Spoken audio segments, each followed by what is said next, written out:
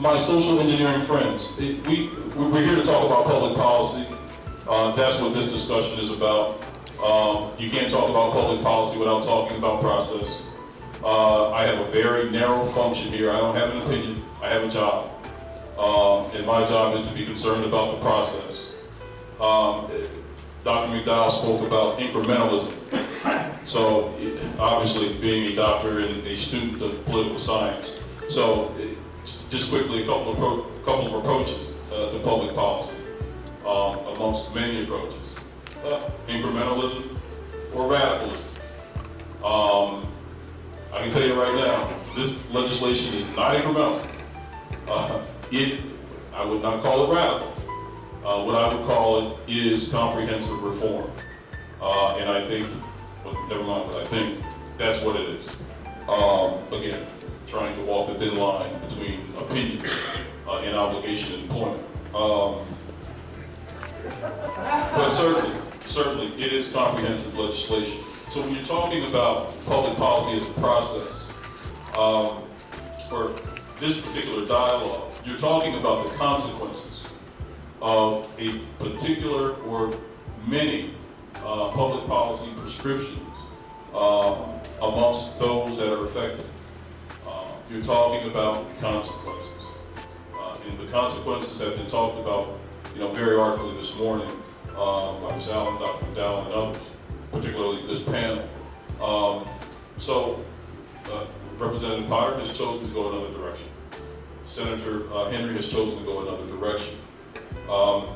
So as it relates to public policy, the process itself, you identify a problem, you develop some policy prescription, you actually draft legislation, you have to do the hard work as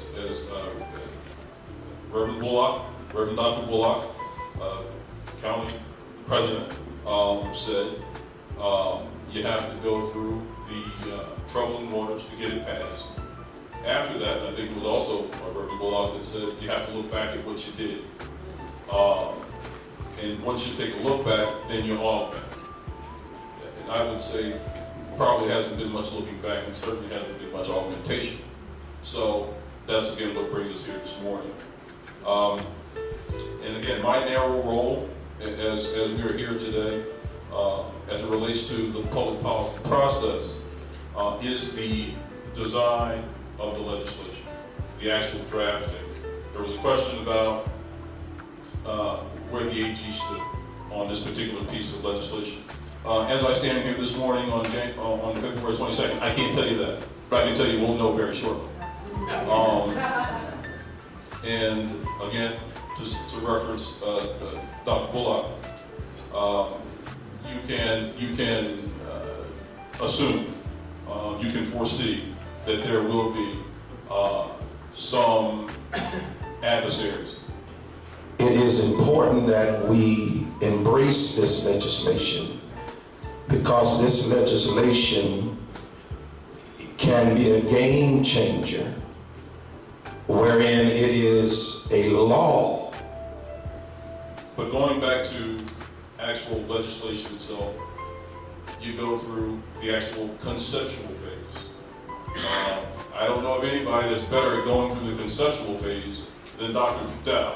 This bill has many components, and all of them are aligned with the mission statement of our criminal justice system as expressed in our Delaware Code of Laws, to provide treatment, rehabilitation, and restoration of offenders as useful, law-abiding citizens in our communities. And I think you have seen the result, the work product, a serious concept put on paper. Beyond the concept, then we have to go into actual legislative language. And he has embarked upon both of those. Once you get past that, you go into the actual technical drafting, and that's why I'm standing before you. So, and through all those phases, by the way, there are conversations like this, serious dialogue, with all the stakeholders. Because again, it is a process and it takes form over time with the relevant input from all the necessary parties. So that is essentially the process. And I wanted to talk to you about process, where we are in the process. What you see this morning will change. It will change because it will touch many, many titles in the Delaware Code.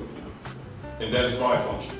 And actually it will probably be the function of one of my colleagues, another House attorney, because we will be writing it in tandem. We are writing it in tandem because it is a major piece of legislation, and it takes a lot of legal manpower to get done technically.